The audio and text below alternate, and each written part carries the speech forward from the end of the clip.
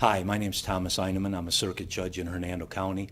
I'm going to speak briefly today to you concerning firearms in the context of domestic violence and other civil orders of protection.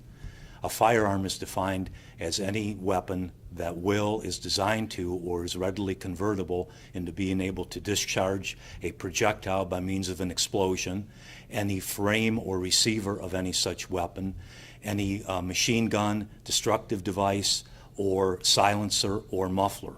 The term does not include an antique firearm unless that firearm is used in the commission of a crime.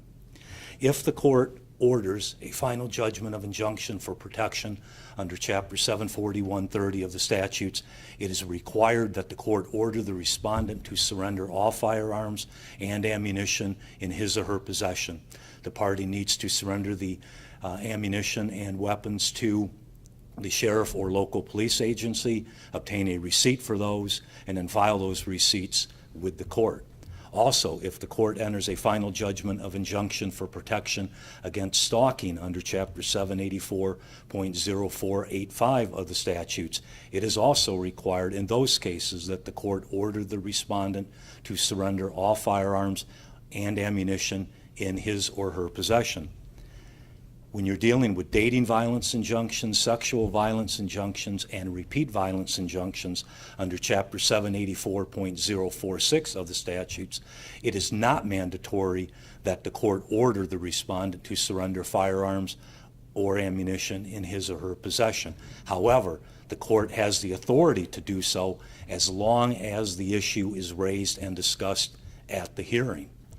Now, at some point, the respondent will have an opportunity to ask the court for return of his or her firearms. This may happen in the context of where an injunction by its own terms expires, or in the meantime, the respondent may move the court to dissolve the injunction and, consistent with that, have his or her firearms returned.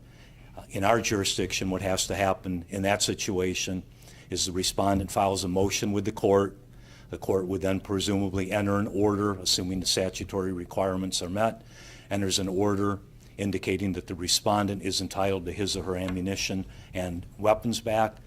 The individual then presents a certified copy of that order as well as the original injunction to the sheriff or local police officer, a police agency, and then can have his or her weapons returned to them. So what you need to do is establish a protocol for the surrender of firearms and ammunition in your jurisdiction. Now, there is under Chapter 790.233 of the Florida statutes a surrender exemption.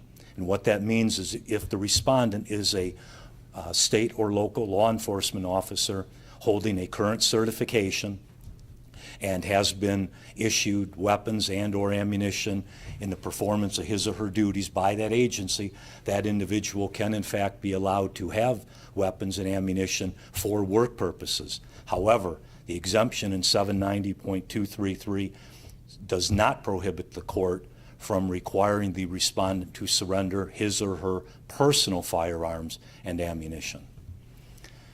In Florida, certainly if there's a current domestic violence injunction in effect, the individual is not going to be able to obtain a firearm. If there is a current domestic violence injunction or repeat violence injunction, an individual is not going to be able to obtain a concealed weapons permit. In Florida, if somebody violates the requirement to surrender firearms or ammunition, that is a first-degree misdemeanor. If it violates federal law, then an individual would be facing a fine of up to $250,000 as well as up to 10 years in jail.